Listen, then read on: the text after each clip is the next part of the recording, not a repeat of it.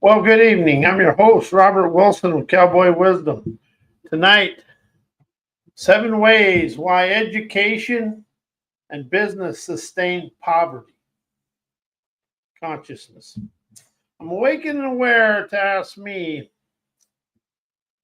why my here and now is locked and blocked by ancestor survival mode programming and business third world enslaving mindsets. I awakened to this about a long time ago, but I just finally really now started speaking about it because the college education system has lost touch with the people. And there's also an arrogance with college professors. They think anybody that ain't college educated or went to college doesn't deserve anything, or that's the wrong terminology, but they lack something. But here's the thing, without them people out there doing, everybody want to call it menial labor, but it's really, they keep the world going because you could leave all the college professors, send them home for 30 days and the world would still function. But you send the hourly workers home for 30 days. I'm talking about the electricians, the plumbers, the carpenters, the bus drivers, the nurses, your hospital help, and what happens to the world. We've lost touch with how the world works.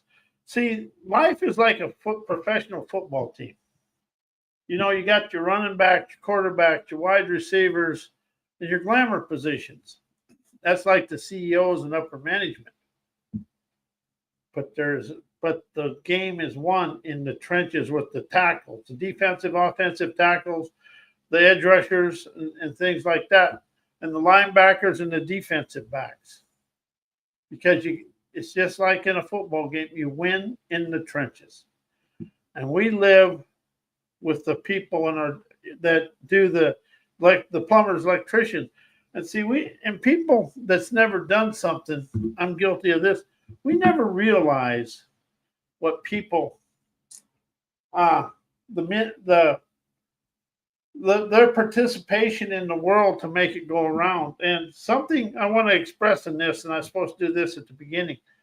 Everything I speak here is just giving you a different way to look at life and see what's happening, because we've always thought get an education, business.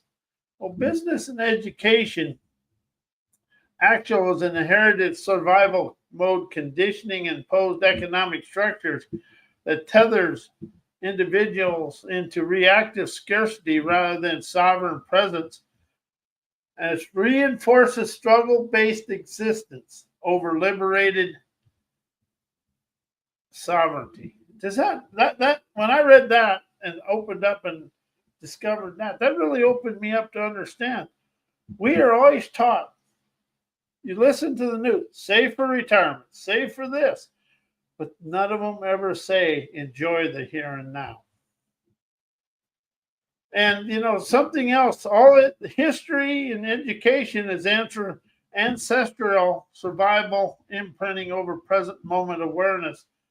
Generations of survival mode, survival based thinking, ingrained fear driven responses keeps you and me and all the world living keeps us locked in reactive limitations rather than attuned mastery.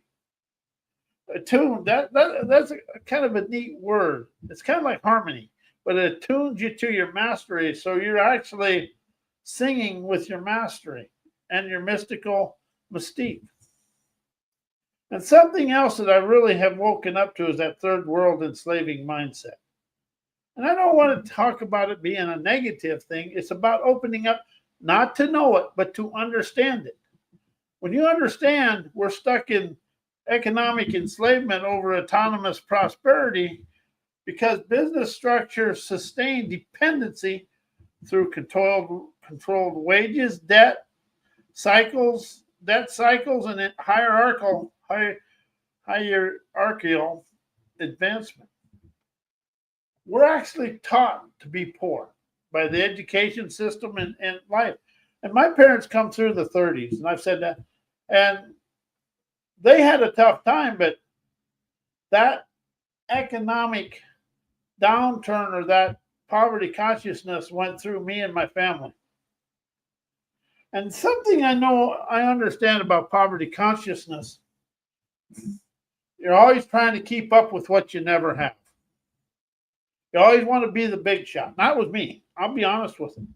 Now I could take a tent, go to the top of the mountain. I'd be happy. I wouldn't even need a computer.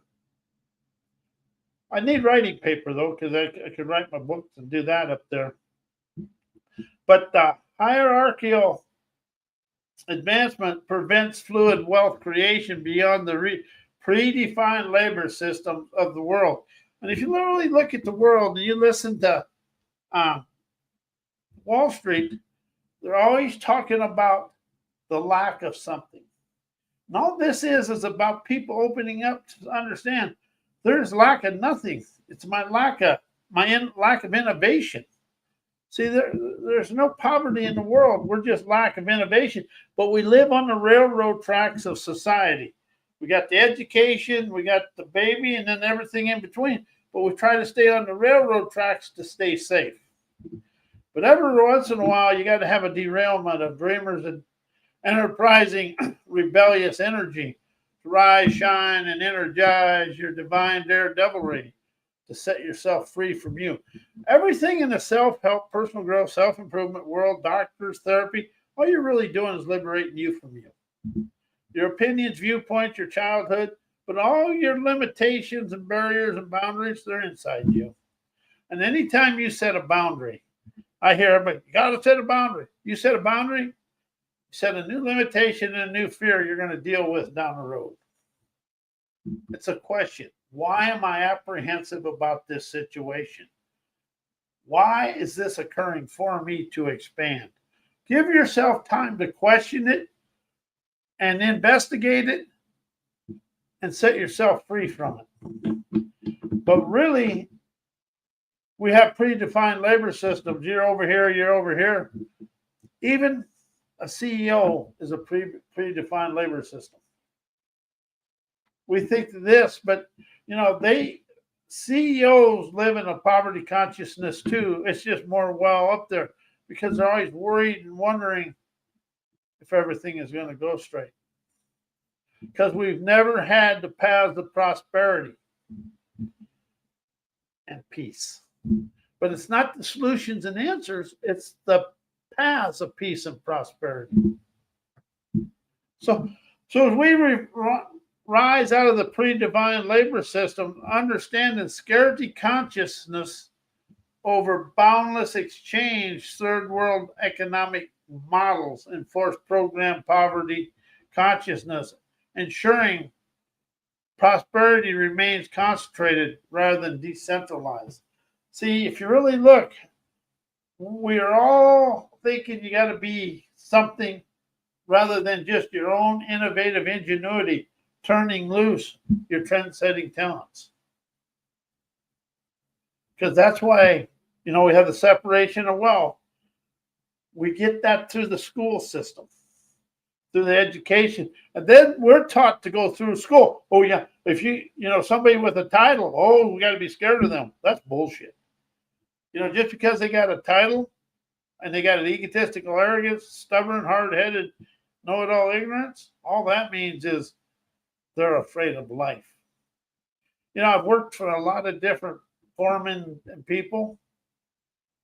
And, the ones that had kind of a quiet demeanor, but and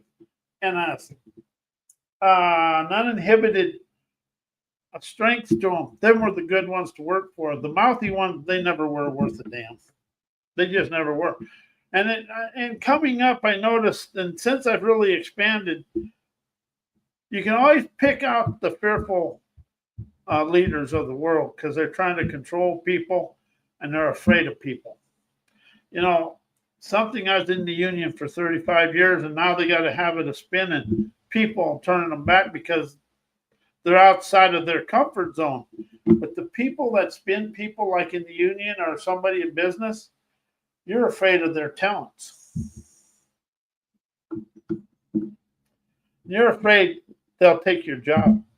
Most people get in management, they get afraid of losing their job.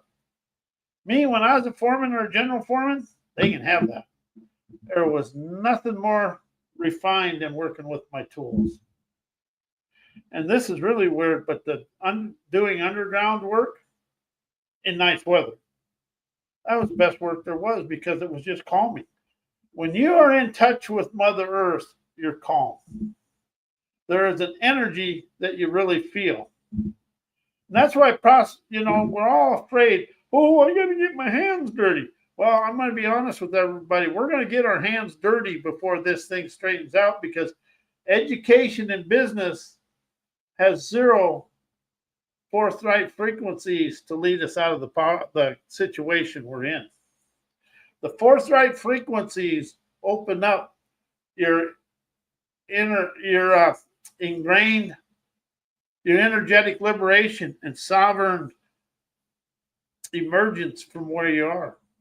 Sovereign over self gives you the power, and it takes away the thinking and all the cognitive recollections in you. See, to rise from where you are, it's your cognitive recollection, mindset resistance, and comfort zone programming that keeps you stuck. Because to rise to where you want to go, even CEOs have this.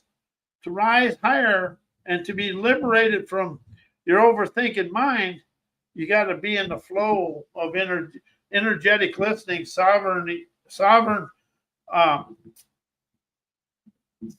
emergence from where you are. And that's and see, when we have the separation of wealth, which we have today, that's the decentralization, limiting sovereign circulation of abundance. And that's not anybody's responsibility but mine and yours.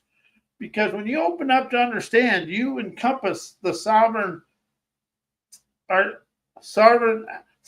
activation and energetic listening, and the politically correct inspiration dissolve socialized perfection programming to unleash your mother wisdom, to comprehend and express your revolutionary revelations, to rise you to where you're going.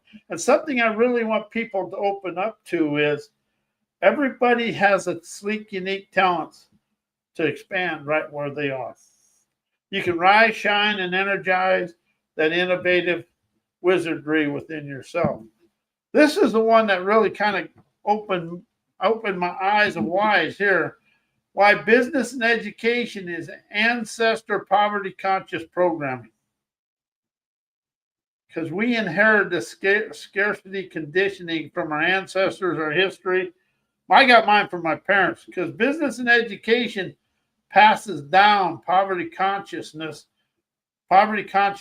programming by reinforcing hierarchical reliance on the outside sources, debt cycles, and external validation for everything you have, and necessities for success. Success is in you. All you have to open up to is understand you're blessed with success as you listen. Your energetic listening energizes your sovereign activation, opens your heart and soul to stream the optimism, unleashing your love for you. That's the thing. You got to love your talents. See, you got to appreciate, love and appreciate your talent. See, we're always thinking, we watch sports. Oh, look at Michael Jordan, the best example of this, the greatest. But Michael Jordan, when he was in high school, didn't make his high school basketball team. But he was 5'10", but he grew, and then he really grew. But the thing is, everybody's giving Michael the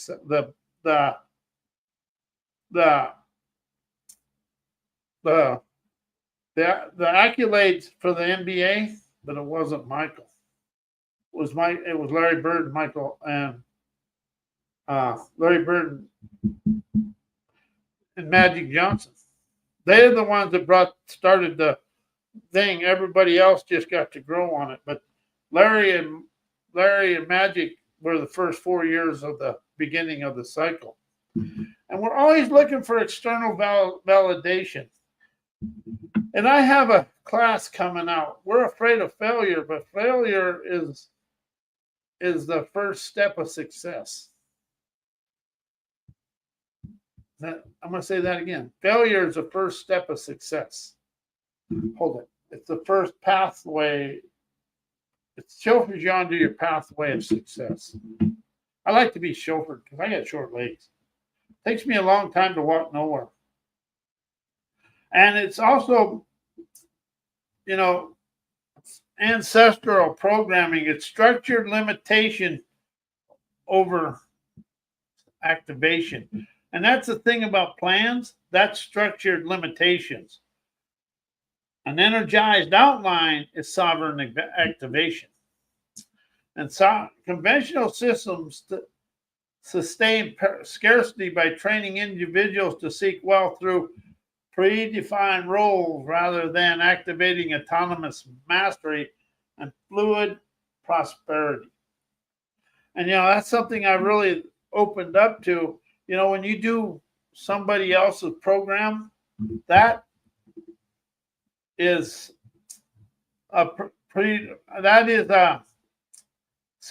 sustained scarcity by using somebody else's program to sink wealth through predefined roles rather than activating your internal energetic autonomous mastery, fluid prosperity. And that's why business and education overlooks blue-collar people's wisdom. And that's why they think everything about them is it's all about them because they got the position, the education, and education is a limitation. I'm just going to be honest with you. Hierarchical bias over practical wisdom, because business and education, prior towards corporate and academic leadership, overlooking the deep expertise and adaptive in wisdom of the blue-collar workers that are refined through direct experience. The people standing on the production floors, they have the direct experiences from that situation.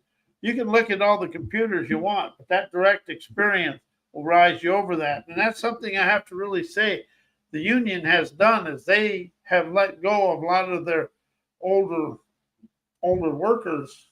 And let me refine that, the refined wisdom of their older workers, and they lost the intricate wisdom and the shortcuts. Now they have to relearn them, but we're too educated and too stuck in the I know everything. It's all about money and speed, and sometimes slow, steady, cutting, knowing where to cut the corners takes over that. And it's structure and education and bosses and the management structured prestige over functional management mastery through the workers. Systems value formal credentials and managerial roles, dismissing the intuitive problem solving and operational excellence of blue collar. I call them autodidact entrepreneurs, because autodidact is sovereign enlightenment. I bring real world execution and outcomes to the deal. Just because somebody's educated doesn't mean they have the wisdom to move forward.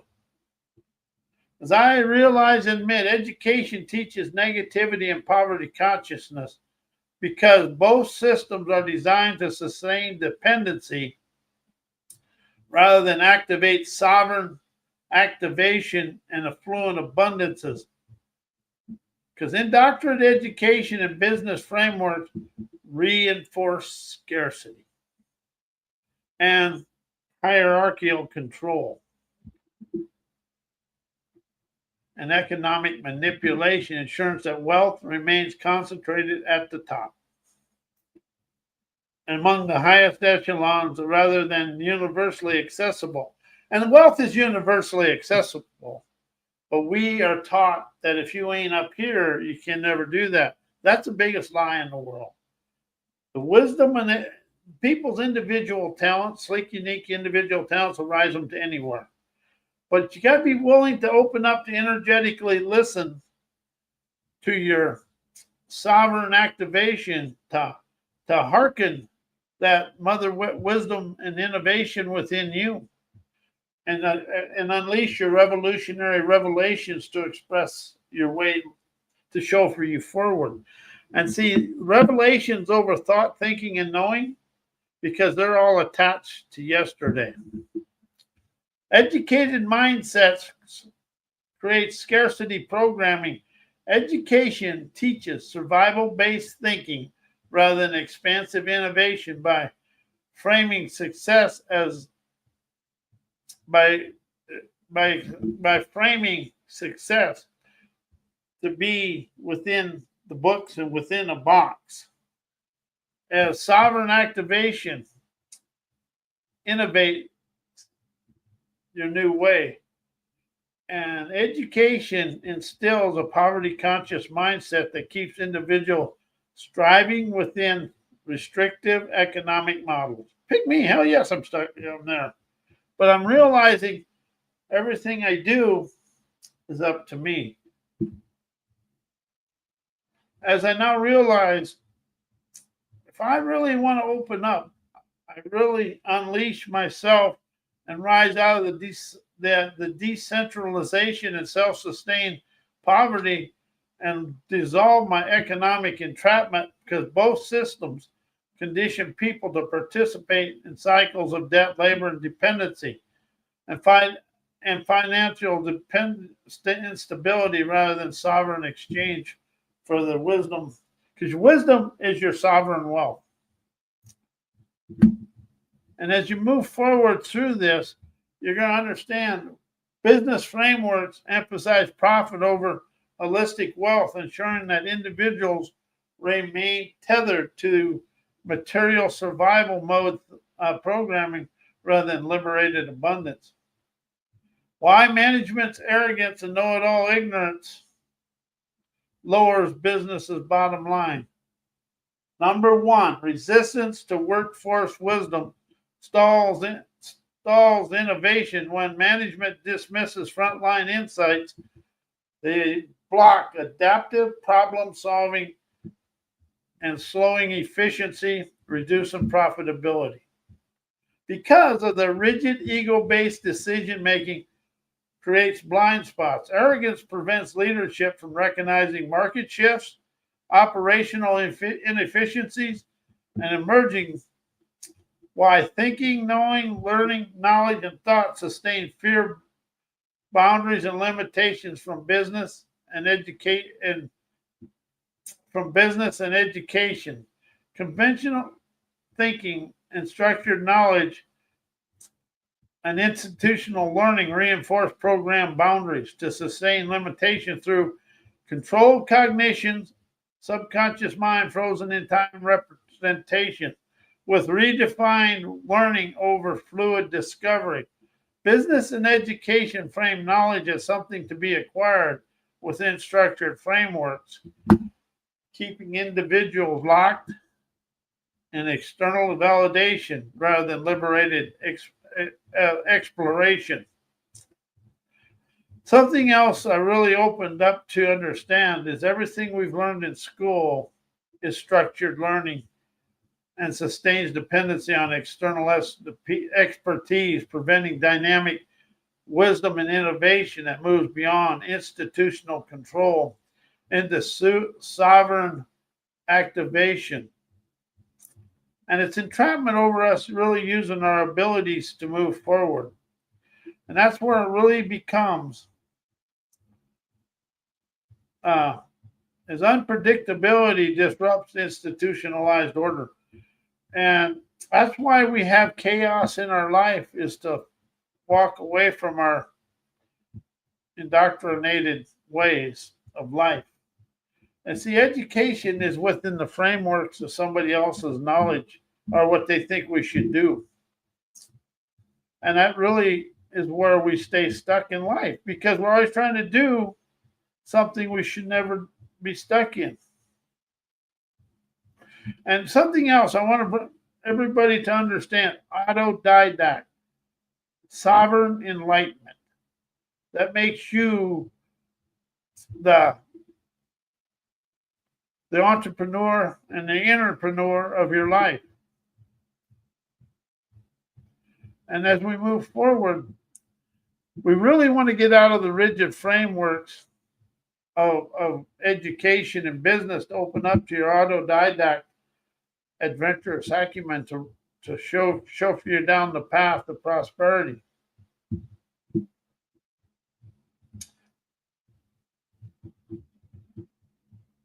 And you know, wisdom over knowledge takes away being stuck in knowledge and being held back.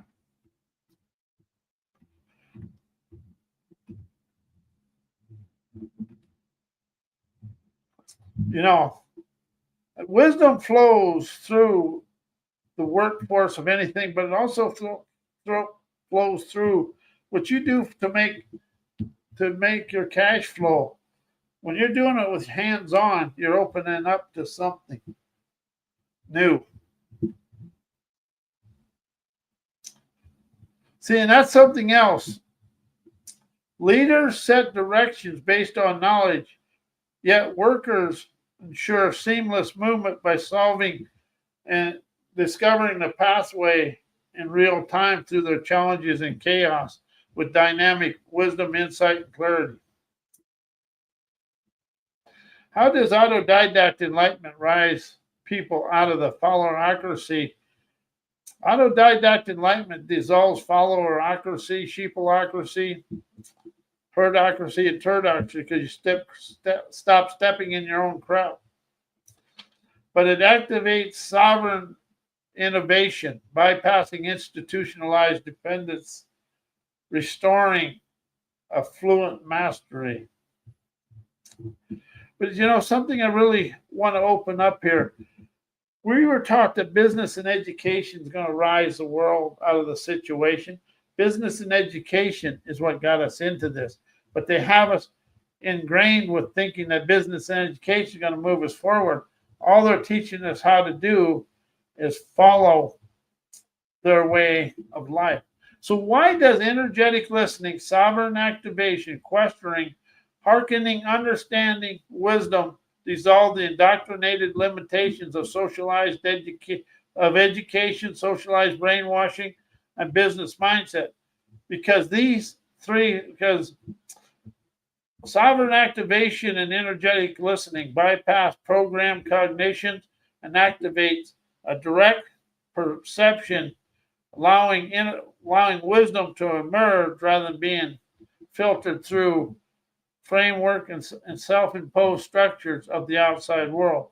As they dissolve indoctrination by restoring attuned discernment, ensuring wisdom rises beyond external control. External listening dissolves cognitive entrapment, conventional education and business mindset that reinforce structured thought, but energetic listening moves beyond self-imposed narratives, unleashing understanding through unfiltered resonance rather than conditioned interpretation. Sovereign activation bypasses institutional dependency, structured learning, and sustains hierarchical control, while sovereign activation restores your mystical mastery, ensuring innovation unfolds through autonomous acumen rather than external validation. Questioning reveals hidden distortion. Indoctrination thrives on unchallenged repetition, but deep questioning disrupts programmed thought loops, exposing limitations and activating liberated insight. And to hearken understanding unleashes direct wisdom, dissolving socialized brainwashing that filters perception, but hearkened understanding allows attuned innovation to emerge naturally, bypassing manipulation, and energizing clarity rises unbound and unlimited paths of prosperity. I want to thank you. I am Robert A. Wilson, and Thank you for listening, and may your life be as blessed as you are a blessing to me and the world.